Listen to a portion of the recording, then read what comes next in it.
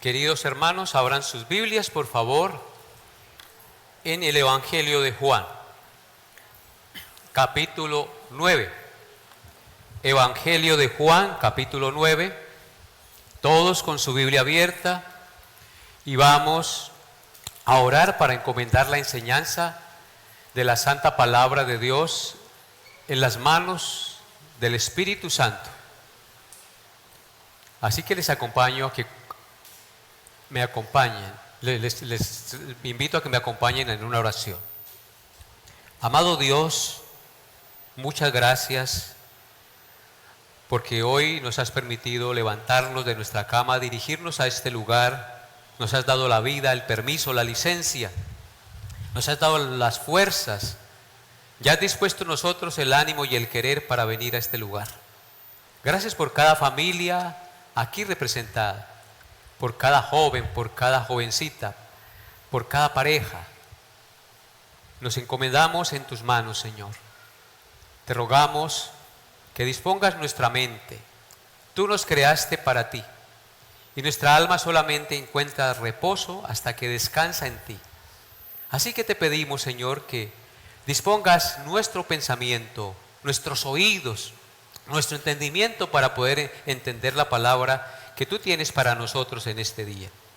Ayúdanos, Señor, quita el sueño, las distracciones, la dispersión de mente y concédenos estar atentos al mensaje que vamos a escuchar el día de hoy. Toma mis palabras, Señor, y guíame con la luz de tu palabra y el poder de tu Espíritu para poder enseñar justa y rectamente a todos los que escuchan hoy el mensaje. Me encomiendo en tus manos, Señor, no tomes en cuenta mis pecados. Tu Hijo pagó por ellos, Señor.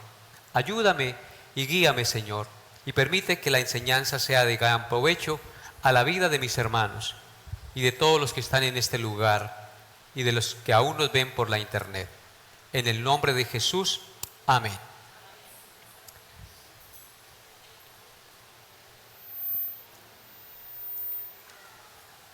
Seguimos con el estudio expositivo del Evangelio de Juan. Recuerden que estamos estudiando el capítulo 9 y en el estudio anterior nosotros vimos los primeros 12 versículos del capítulo 9, donde se narra la curación de un ciego de nacimiento por parte de nuestro Señor Jesucristo, la cual realizó el Señor haciendo lodo con su saliva. Tomó polvo y escupió e hizo lodo y le puso lodo en los ojos y lo envió a lavarse al estanque de Siloé, y el Señor fue y se lavó los ojos y regresó viendo. Fue un milagro maravilloso. Recibió la visión de nuestro Señor.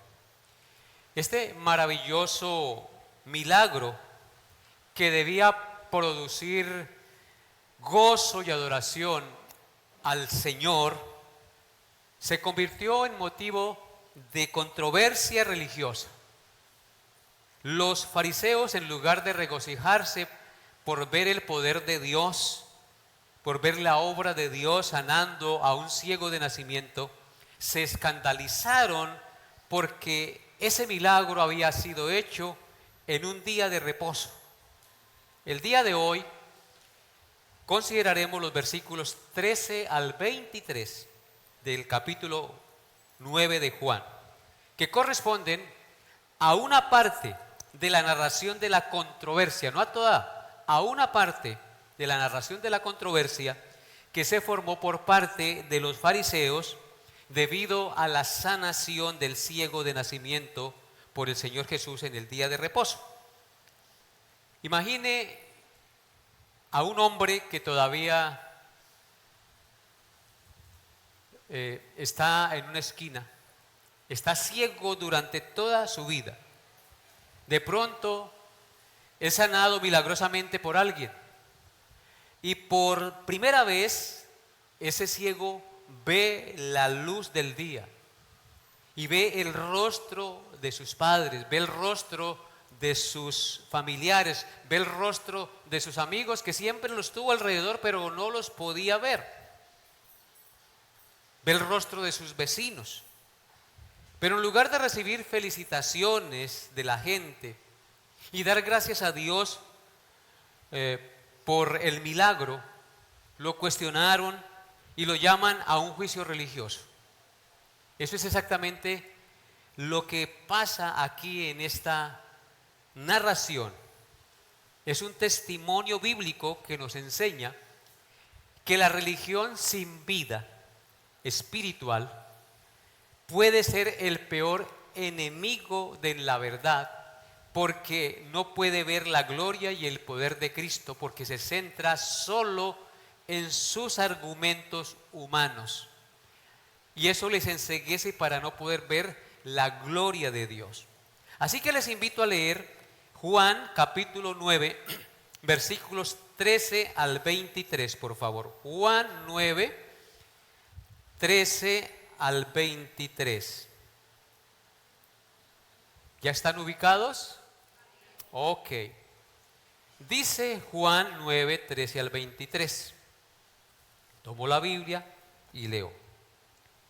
Llevaron ante los fariseos al que había sido ciego, y era día de reposo, cuando Jesús había hecho el lodo y le había abierto los ojos.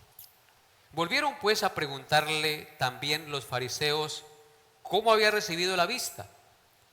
Él les dijo: me puso lodo sobre los ojos y me lavé y veo.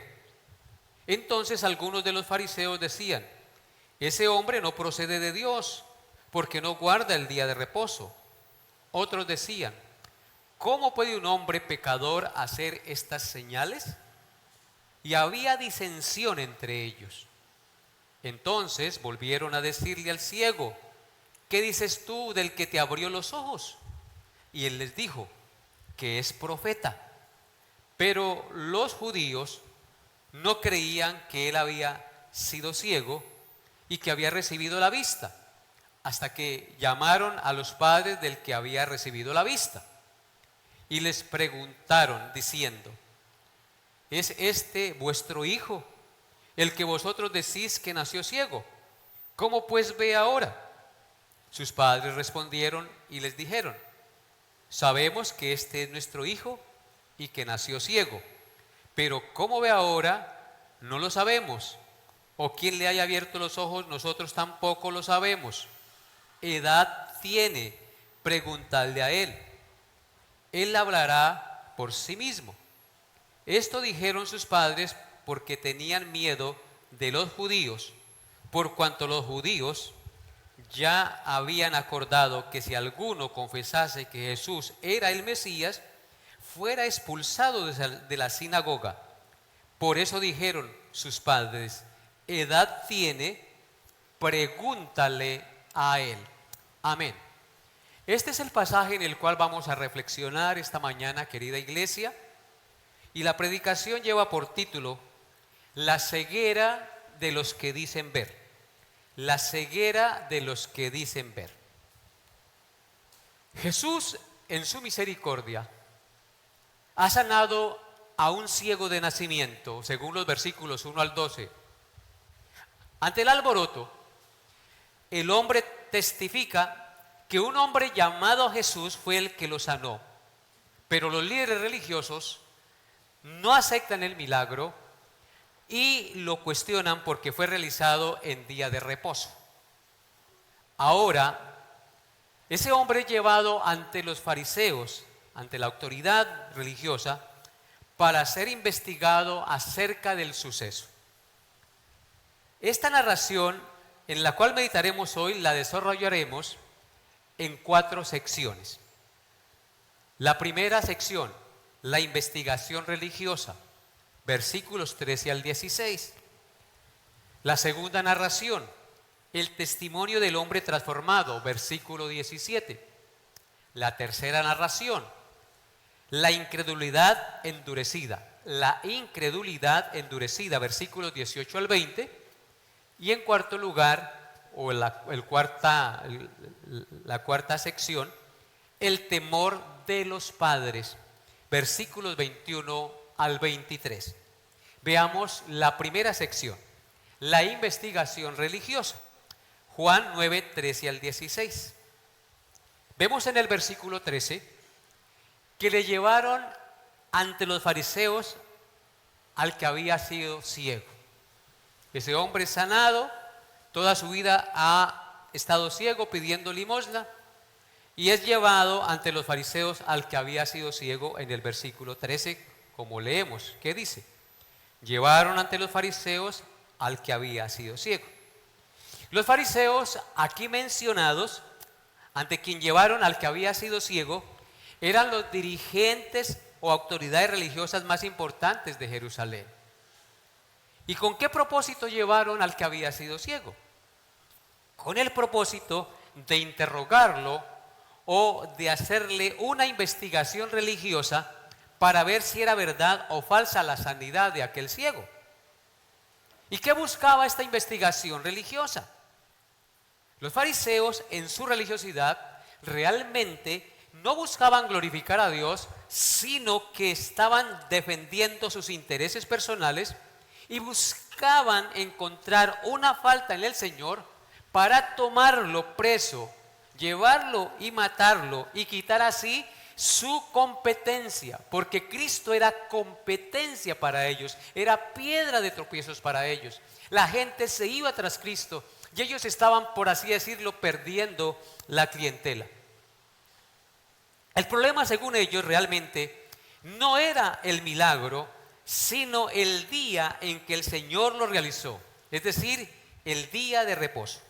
Por eso el versículo 14 dice: y era día de reposo cuando Jesús había hecho el lodo, le había abierto los ojos a este ciego. Y continúa diciendo el versículo 14.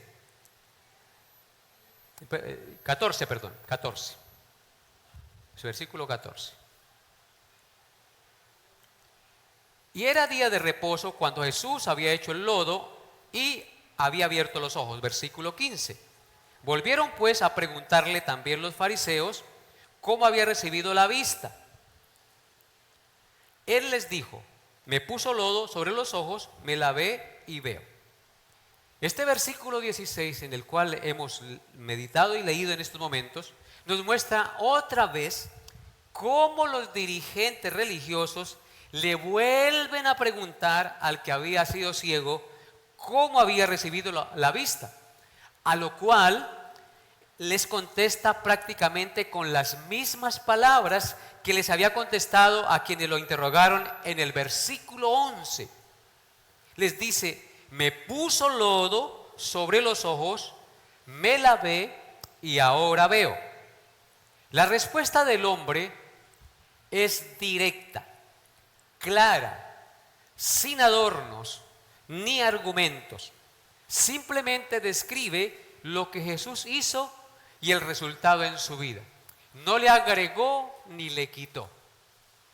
Dijo solamente lo que Cristo hizo por él. Tomó polvo, puso saliva en el polvo, hizo lodo, me puso en los ojos y me lavé y ahora veo. Entonces, vemos que no le quita ni le añade a la realidad que había recibido de Cristo. Era ciego, ahora ve, su testimonio personal es poderoso y desafía la incredulidad de los líderes religiosos. Aunque es una respuesta sencilla, desafía la incredulidad de los que lo están interrogando. El hombre sanado no necesita defender a Jesús teológicamente, ya que su propia vida es la prueba viviente del poder del Señor Jesús. Su restauración física es una manifestación de la autoridad de Cristo sobre la enfermedad y el orden natural de las cosas. Él es la prueba viviente del poder de Cristo. Mientras que el hombre, con una fe sencilla, obedece la instrucción de Jesús y recibe la bendición de la vista, los fariseos se centran en el legalismo y en los preceptos de sus tradiciones y sus propias creencias e intereses personales en lugar de reconocer el milagro de Dios que era evidente ante ellos, se niegan a reconocerlo. Y continúan la narración en el verso 16.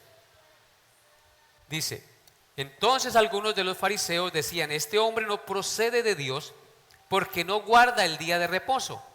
Otros decían: ¿cómo puede un hombre pecador hacer estas señales? Y había disensión entre ellos.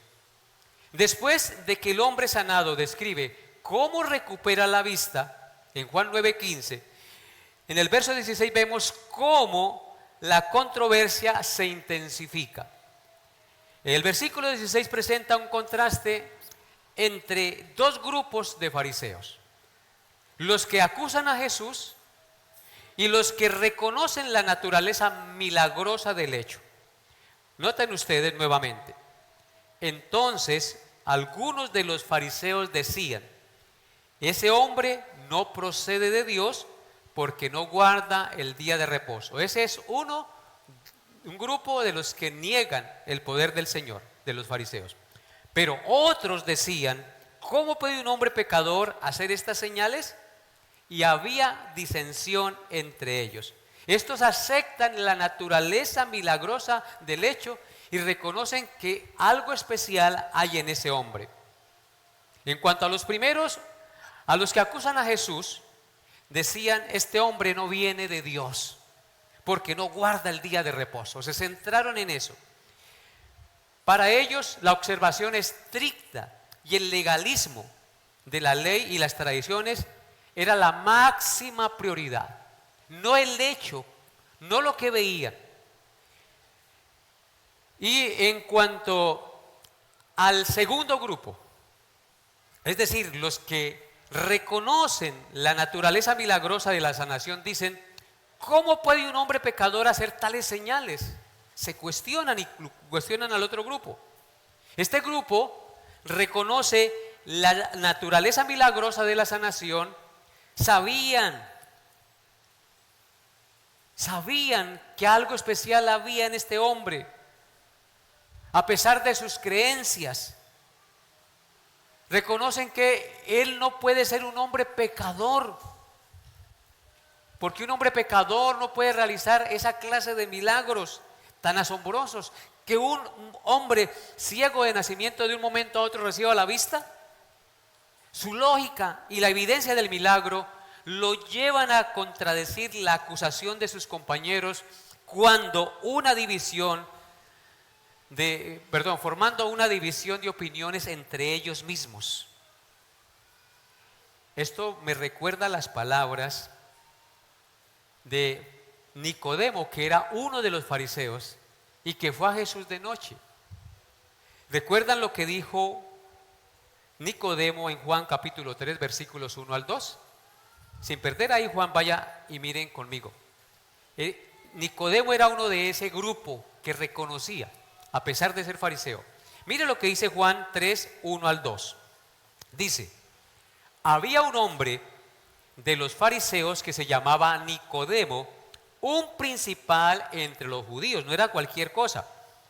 Este vino a Jesús de noche y le dijo: Rabí, sabemos que has venido de Dios como maestro, porque nadie puede hacer estas señales que tú haces si no está Dios con él. Así que vemos marcadamente que habían dos grupos de fariseos. Entre ellos estaba Nicodemo. Muy probablemente ahí en ese grupo estaba Nicodemo, creyendo estas cosas. El versículo 16 entonces resalta varios puntos clave, hermanos. El primer punto clave que resalta es la división interna entre los fariseos. La discusión revela que los fariseos no eran un grupo religioso totalmente unido, totalmente monolítico, no era unido en sus creencias y en sus apreciaciones. La evidencia de la verdad de Jesús era tan poderosa que incluso entre sus enemigos más acérrimos causaba disensión. Y es que, hermanos, la verdad es que Cristo, cuando viene a nuestra vida, causa división entre los miembros de la familia, entre nosotros y el mundo. Cuando Cristo realmente toca mi corazón, siempre va a haber una división, porque yo ya no voy a comulgar ni a aceptar aquellas cosas que son pecaminosas, y entonces eso crea ¿qué cosa? División.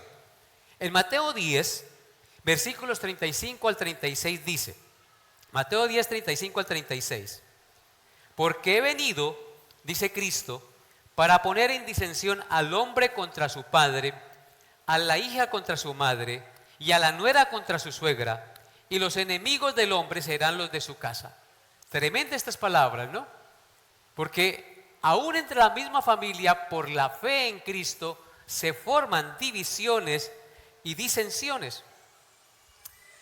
Otra cosa que resalta este pasaje del verso 16 de Juan 9 es el énfasis en las obras versus la obediencia a la ley.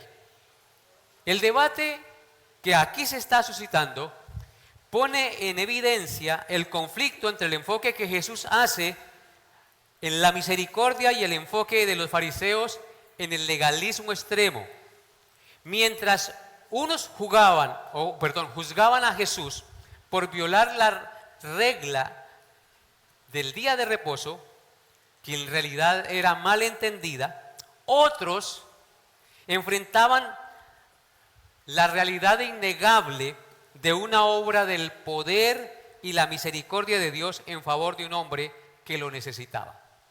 O sea que unos se centran en no hacer nada ese día, pero otros reconocen que hay momentos en los cuales toca obrar misericordia y amor para con el que nos necesita, así sea en día de reposo. Otra cosa que nos muestra este pasaje del verso 26 es el conflicto de intereses. Los líderes religiosos estaban más preocupados por proteger sus tradiciones y no perder adeptos que por dar gloria a Dios y alegrarse de la sanación de un hombre. Su orgullo y su apego extremo y sus intereses personales eclipsaban la compasión que debían manifestar para con un hombre necesitado. ¿Qué lección podemos aprender de esto? Cuando la religión se enfoca en las formas y no en la verdad, cuando se enfoca en lo extremo y no en lo esencial, pierde la capacidad de discernir la verdad de Dios. Jesús estaba haciendo el bien, cumpliendo la ley del amor, pero los religiosos legalistas no podían verlo porque su orgullo y su religiosidad y sus intereses personales los enceguecían. Que no nos pase eso a nosotros. Que por cumplir ciertas reglas nos olvidemos de la misericordia y del amor que debemos manifestar como hijos de Dios. Vean lo que dice Mateo capítulo 12, versículos 9 al 13. Por favor, vayan conmigo allá sin perder Juan. Mateo 12, 9 al 13. Aquí tenemos un claro ejemplo de lo que les estoy diciendo. Mateo 12, 9 al 13, ¿están ahí? Dice así: pasando de allí, vino a la sinagoga de ellos, y aquí había allí uno que tenía seca una mano, y preguntaron a Jesús para poder acusarle: ¿es lícito sanar en el día de reposo? Porque ellos nos decían que no se podía hacer absolutamente ningún trabajo ese día. Y le dicen: ¿es lícito sanar en el día de reposo? Él les dijo: ¿qué hombre habrá de vosotros que tenga una oveja, y si ésta cayere en un hoyo en día de reposo, no le echa mano y la levante? Pues ¿cuánto más vale un hombre que una oveja? Por consiguiente, es lícito hacer el bien en los días de reposo. Entonces dijo aquel hombre, extiende tu mano. Y él la extendió y le fue restaurada, sana como la otra. Amén. Entonces, si bien es cierto hay que guardar el día de reposo, eso no nos puede eximir de hacer el bien y obrar misericordia en el día de reposo. Antes, por el contrario, en ese día debemos mostrar las obras de Dios realmente, porque tenemos más tiempo y podemos manifestar lo que aprendemos en la iglesia como hijos de Dios. ¿Amén? Por otra parte, también podemos aprender que cuando se congregan grandes asambleas de hombres con el fin de considerar cuestiones eclesiásticas y religiosas, como en este caso, que estaban reunidos ahí para ver si el milagro era verdad o no, podemos ver que Dios siempre, en medio de esos grupos, levanta a algunos con un corazón recto y dispuesto a salir en defensa de la verdad, como algunos de estos fariseos lo hicieron, y dieron reconocimiento divino a las obras del Señor. ¿Cómo puede un hombre pecador hacer estas señales si Dios no está con él? Este hombre procede de Dios, no como ustedes dicen que no procede de Dios. Así que Dios siempre levanta en medio de los incrédulos a alguien que defiende la verdad y que a pesar de los problemas que le traiga, habla de Cristo y defiende lo que es de Dios. Y esto nos lleva a nuestro segundo episodio, el testimonio del hombre transformado, versículo 17. Dice así: entonces volvieron a decirle al ciego, ¿qué dices tú del que te abrió los ojos? Y él dijo que es profeta.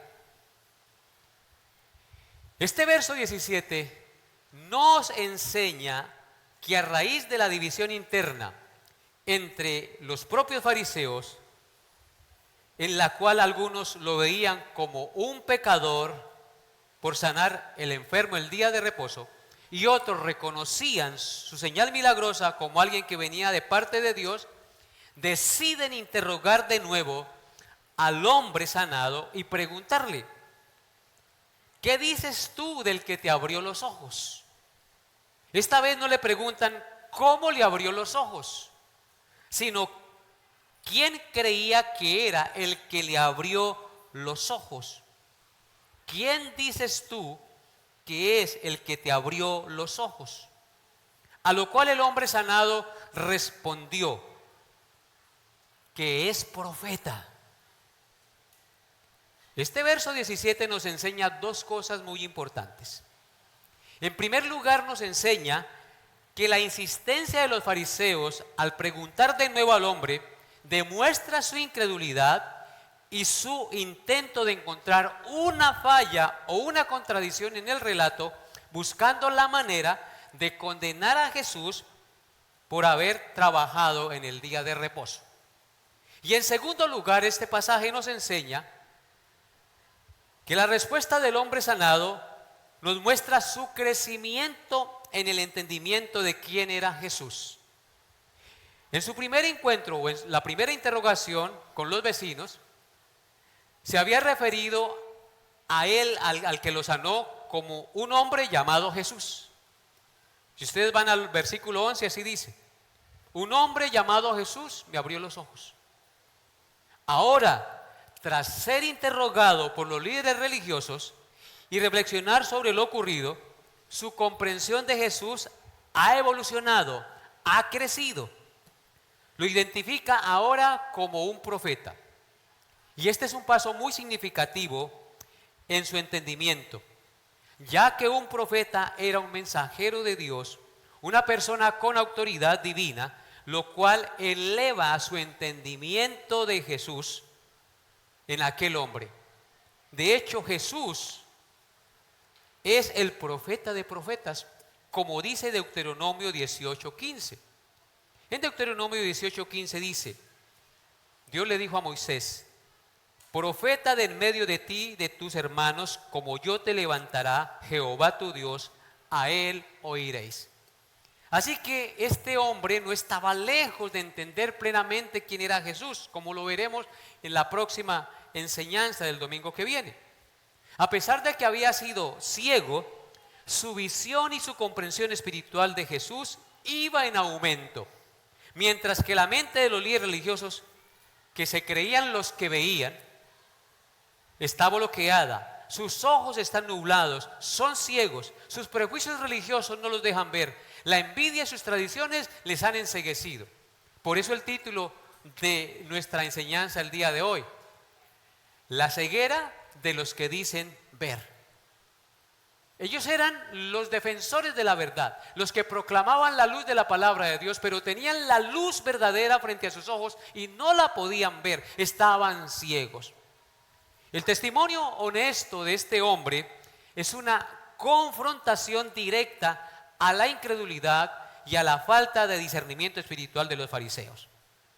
Cuando alguien verdaderamente ha sido tocado por Cristo o sanado de su ceguera espiritual, aunque no tenga toda la teología, esa persona testifica y habla de Cristo según su entendimiento, porque ha recibido luz. Esta es una enseñanza valiosa para aquellos que sienten que no tienen suficiente conocimiento para compartir su fe. Hermanos, no se trata de tener todas las respuestas, ni de ser teólogos, sino de compartir lo que Jesús ha hecho por nosotros. Hizo lodo con su saliva, me untó y me dijo que me untara, me lavé y ahora puedo ver. Ese hombre llamado Jesús hizo eso. ¿Quién es ese hombre? Yo digo que es profeta. Su entendimiento testifica de lo que sabe. No necesitamos saber mucho todavía. Simplemente hablar de lo que Cristo ha hecho en nosotros. ¿Qué ha hecho Cristo en tu vida? Tú puedes testificar de eso. Tú puedes testificar. Yo era ciego, ahora veo. Ahora entiendo que era un pecador perdido, pero ahora por la luz de Cristo sé que mis pecados pueden ser perdonados porque Él pagó por mí. Es algo sencillo, hermanos.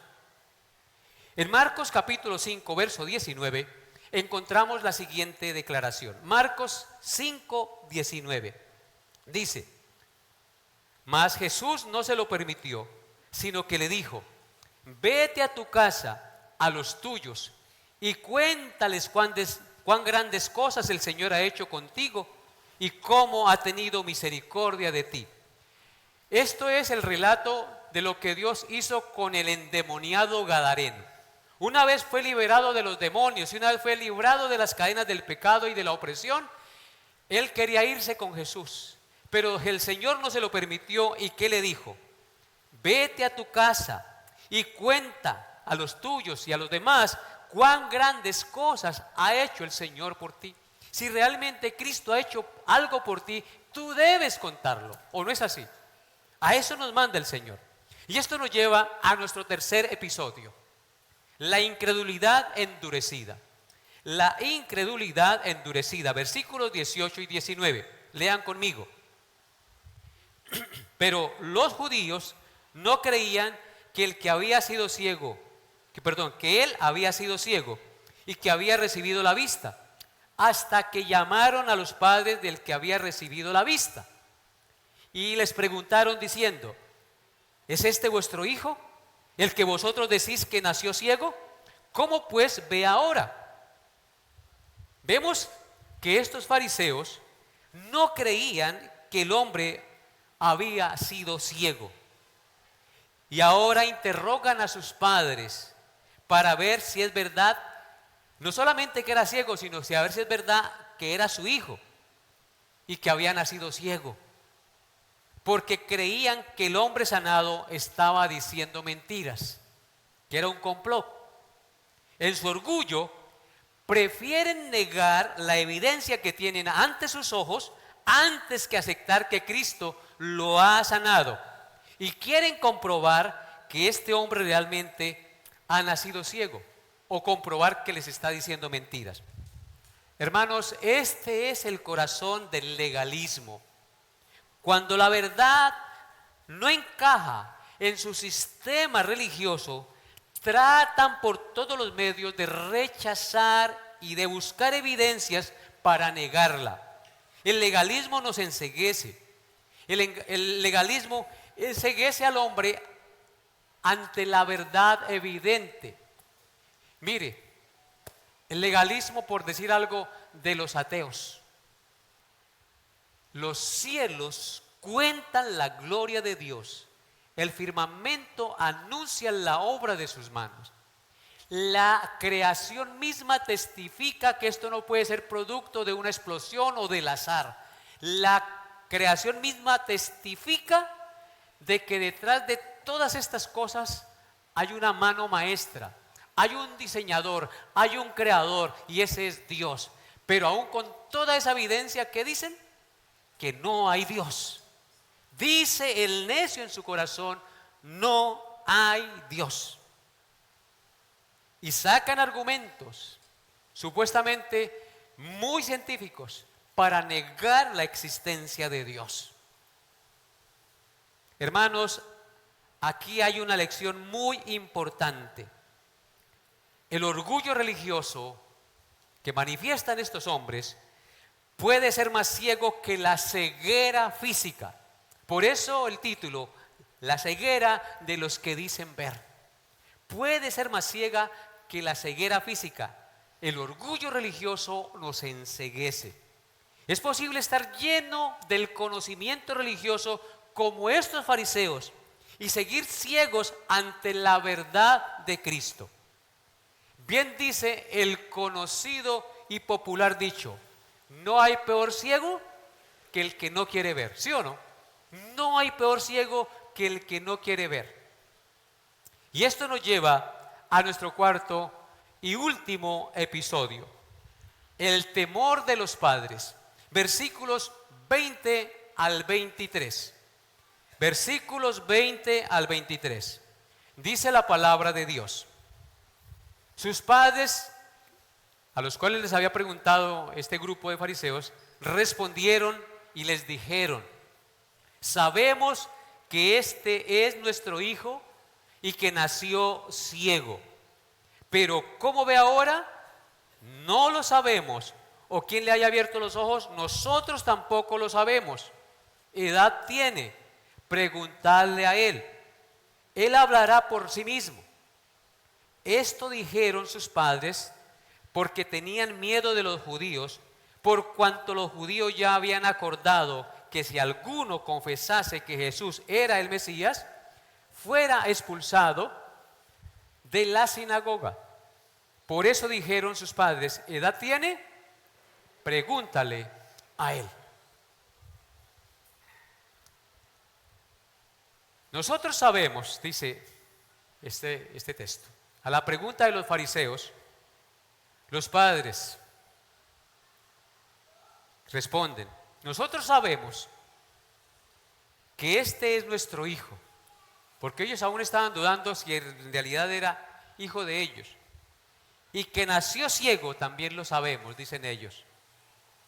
Lo que sabemos es, lo que no sabemos, señores fariseos, es quién le abrió los ojos, ni cómo puede ver ahora. Él es mayor, vaya pregúntele a él. Dicho de otra manera, los padres confirman dos hechos irrefutables, que es su hijo y que nació ciego. Está confirmando esos dos hechos irrefutables. Este hombre que ahora ve realmente es mi hijo, y ese hombre que ustedes ven ahí que está viendo, él nació ciego. Pero yo no sé, no sabemos cómo ni quién le abrió los ojos.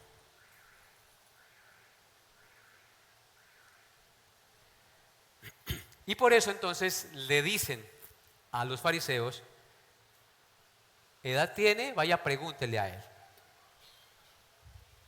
Y dice el versículo 22 en la narración, que sus padres dijeron esto porque tenían miedo de los judíos. ¿Y cuál era ese miedo que tenían? Porque los judíos habían acordado que si alguno confesase que Jesús es el Mesías, o sea que ellos en el fondo sí sabían que Jesús tenía las señales del Mesías, pero no lo reconocían. Que si alguno reconocía que Jesús era el Mesías, fuera expulsado de la sinagoga. Dicho de otra manera, el narrador del Evangelio explica el motivo de esta respuesta cautelosa de sus padres. Los padres temían las consecuencias de asociarse o identificarse con Jesús para no ser expulsados. Existía un acuerdo entre los líderes religiosos que cualquiera que confesara que Cristo era el Mesías, lo echaran de la sinagoga y no lo pudieran volver a entrar. Ser expulsados de la sinagoga significaba ser reducido al aislamiento social, perder el acceso al templo, al culto y a la vida social religiosa que era tan importante para los judíos. Y los padres no estaban dispuestos a perder esos privilegios por no confesar a Jesús. Aquí vemos el poder de la intimidación. Los fariseos usaron su autoridad y la amenaza de excomunión como herramientas de control. El miedo de los padres a perder su lugar en la comunidad superó su alegría o gratitud por el milagro hecho a su hijo. Y se pusieron en cierta manera de parte de los fariseos, incrédulos. Los padres sabían la verdad, pero callan por miedo. La religión de los fariseos se había convertido en un sistema de control intimidatorio y no en una religión de la fe. La respuesta de los padres fue muy sigilosa porque evitaron cualquier declaración que implicara una confesión de fe o una identificación de Jesús como Mesías. La debilidad de los padres contrasta fuertemente con la valentía de su hijo. El hijo sanado se vuelve más audaz en su testimonio a medida que avanza el interrogatorio. Mientras que sus padres, que tenían un estatus social que proteger, retroceden y no confiesan a Jesús. El pasaje nos deja ver que los padres priorizaron su comodidad y su seguridad por encima de reconocer públicamente la obra de Dios. Prefirieron su estatus y su comodidad social en lugar de reconocer a Jesús como alguien enviado de Dios, por lo menos como un profeta, y no lo hicieron. Lección para nosotros hoy. Muchos hoy saben que Jesús es el Cristo, pero el temor al rechazo o a la presión social los hace callar. El verdadero discípulo, al igual que el apóstol Pablo, no se avergüenza del Evangelio, porque él sabe que el Evangelio es poder de Dios para salvación a todo aquel que cree. Muchos hoy, por la presión de sus amigos, y eso ocurre mucho con los jóvenes cristianos que entran a la universidad, temen identificarse como cristianos porque les hagan bullying.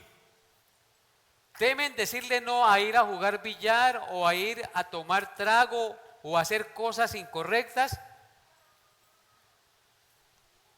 Y no dicen que son cristianos porque pues no quieren que los hagan a un lado, que los identifiquen como aquellos que son aleluyas. Tienen que tener mucho cuidado los jóvenes. Tenemos que estar siempre de parte de Jesús, porque prefieren entonces estar con el grupo de amigos y no testificar de Cristo. Mire, si testificamos de Cristo, se van a cansar por un momento y después nos van a dejar en paz. Es cierto que la burla, es cierto que la presión es dura, pero es preferible obedecer a Dios antes que a los hombres. Dios nunca deja avergonzado a uno de sus hijos y siempre los va a respaldar. No neguemos a Cristo por la presión de los amigos, por la presión social. Muchos, cuando están con sus amigos, se camuflan como el camaleón y se hacen como si fueran del mundo, calladitos, por no decir que son cristianos, para que no se burlen de ellos. Hermanos, eso no es correcto.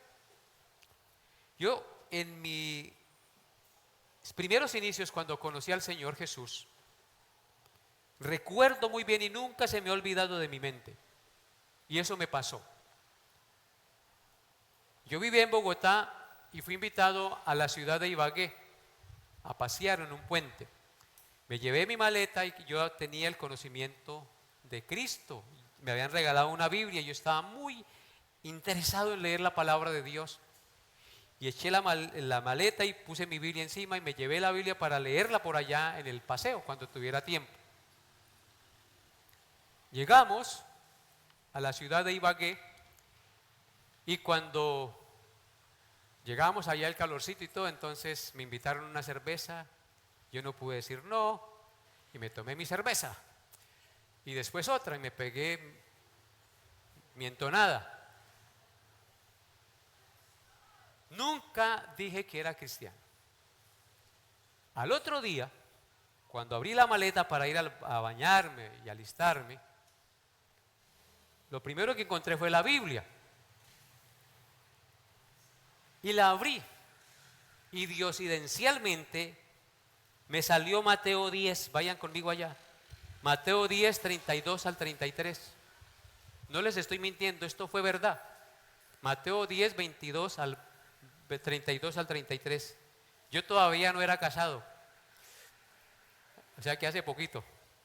Mateo 10, 32 al 33 dice: a cualquiera pues que me confiese delante de los hombres, yo también le confesaré delante de mi Padre que está en los cielos. Y a cualquiera que me niegue delante de los hombres, yo también le negaré delante de mi Padre que está en los cielos. Literalmente así lo leí. De mis ojos corrieron lágrimas y fui confrontado con la palabra de Dios en mis inicios del cristianismo. Hermanos, muchas veces somos tentados a decir que no somos cristianos. En mi fuero pastoral, a veces digo que soy pastor o que no soy pastor, porque como los pastores en algunas ramas tienen tan buena fama, hermanos, no es fácil. Pero me arriesgo y digo, yo soy pastor. En otras he callado. Pero estas palabras siempre deben taladrar nuestra mente y nuestro corazón. A cualquiera pues que me confiese delante de los hombres, escuchen, yo también le confesaré delante de mi Padre que está en los cielos. Y cualquiera que me niegue delante de los hombres, yo también le negaré delante de mi Padre que está en los cielos. ¿Qué preferimos nosotros? ¿Que nos rechacen los hombres o que nos rechace Dios? ¿Que nos confiese Cristo o que no nos confiese Cristo, hermanos? ¿Qué preferimos? Esa es la confrontación para nosotros. ¿Qué pasó con estos padres? Les dio carracacá decir que Cristo era el Mesías. Reconocer que era un enviado de Dios. Les dio miedo. Y por eso ponen la responsabilidad en su Hijo. Amaron más la gloria de los hombres que la gloria de Dios. En conclusión, hermanos, este pasaje nos muestra tres actitudes de tres clases de personas ante la obra de Cristo. Primera, en primer lugar nos muestra la incredulidad de los religiosos. Aunque pueden ver, están ciegos por su tradición y su legalismo. En segundo lugar, el pasaje nos muestra la fe creciente del ciego que recibió la vista. Después de describir al Señor como un hombre, ahora lo llama profeta. Y en tercer lugar, el pasaje nos muestra el temor de los padres ante los fariseos. Callaron por miedo a ser expulsados de la sinagoga si confesaban a Jesús como el Mesías. ¿A cuál grupo perteneces tú, amado hermano que me escucha en esta mañana? ¿A cuál grupo perteneces tú? ¿Al del hombre que recibió la vista? ¿Al de los religiosos o al de los padres? Cristo sigue abriendo los ojos de los ciegos espirituales hoy en día, pero muchos prefieren la oscuridad porque la luz revela su pecado. En Juan 3, 19 al 21 dice: y esta es la condenación, que la luz vino al mundo, y los hombres amaron más las tinieblas que la luz, porque sus obras eran malas. Porque todo aquel que hace lo malo aborrece la luz y no viene a la luz, para que sus obras no sean reprendidas. Mas el que practica la verdad viene a la luz, para que sea manifiesto de que sus obras son hechas en Dios. Mis amados hermanos, no temamos a los hombres ni a la religión vacía. Demos testimonio de lo que Jesús ha hecho en nuestra vida.